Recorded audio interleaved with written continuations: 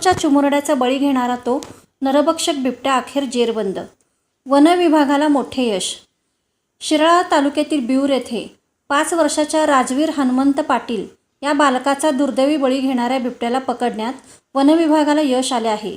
गेल्या काही दिवसापासून या परिसरात दहशत निर्माण करणाऱ्या या बिबट्याला आज 4 फेब्रुवारी रोजी पहाटेच्या सुमारास वन विभागाने लावलेल्या पिंजऱ्यात जेरबंद करण्यात आले. यामुळे परिसरातील ग्रामस्थांनी सुटकेचा निश्वास टाकला आहे. 30 जानेवारी 2026 रोजी बिऊर परिसरात बिबट्याने केलेल्या हल्ल्यात 5 वर्षीय राजवीर पाटील या बालकाचा मृत्यू झाला होता. या घटनेमुळे संपूर्ण सांगली जिल्ह्यात खळबळ माजली होती आणि ग्रामस्थांमध्ये तीव्र संताप व्यक्त होत होता.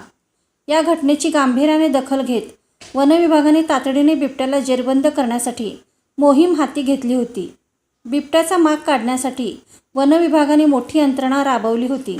यामध्ये रात्रंदिवस अत्याधुनिक थर्मल ड्रोनच्या साहाय्याने बिबट्याच्या हालचालींवर लक्ष ठेवण्यात आले. कोल्हापूर आणि पुणे येथील रॅपिड रिस्पॉन्स टीम, श्वान पथक आणि सह्याद्री रेस्क्यू वॉरियर्सच्या टीमने या मोहिमेत सहभाग घेतला. बिबट्याला पकडण्यासाठी घटनास्थळी लोखंडी पिंजरा लावण्यात आला होता. आज 4 फेब्रुवारी हा बिबट्या पिंजऱ्यात अडकल्यानंतर त्याला तातडीने सांगली येथील उपवनसंरक्षक कार्यालयात आणले होते. तेथे पशुवैद्यकीय अधिकाऱ्यामार्फत त्यांची सविस्तर आरोग्य तपासणी करण्यात आली. बिबट्याची प्रकृती सुस्थितीत असल्याने त्याला पुढील निरीक्षणासाठी पुणे येथील बिबट निवारण केंद्र येथे पाठवण्यात येणार आहे.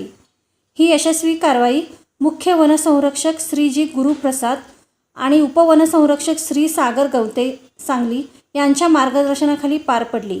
या मोहिमेत शिराळाच्या तहसीलदार सौ श्यामला खोत, सहाय्यक वनसंरक्षक श्री नवनाथ कांबळे, वनक्षेत्रपाल श्री रमेश कांबळे यांच्यासह पोलीस निरीक्षक, वनरक्षक आणि प्राणीमित्रांनी मोलाची भूमिका बजावली.